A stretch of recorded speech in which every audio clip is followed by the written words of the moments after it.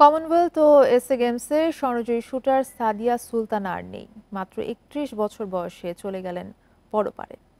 Chittagong medical college হাসপাতালে চিকিৎসাধীন অবস্থায় মারা গেছেন সাদিয়া। ২০১৭ সালে আগুনে পুড়ে অসুস্থ ছিলেন দীর্ঘদিন। একসময় মানসিকভাবে বিপর্যস্ত হয়ে পড়েন চট্টগ্রামের এই শুটার, যে কারণে পরিবারের সদস্যরা তাকে চোখে চোখে রাখতেন। কিন্তু সোমবার সবার অলক্ষ্যে তিনি বাড়ির ছাদ থেকে লাফ দেন।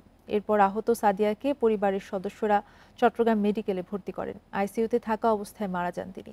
২০১০ সালে এসএ গেমস এবং একই বছর জিতেছিলেন কমনওয়েলথ শুটিংয়ের স্বর্ণপদক। ২০১৩ সালে সবশেষ বাংলাদেশ গেমসে স্বর্ণ জিতেছিলেন সাদিয়া।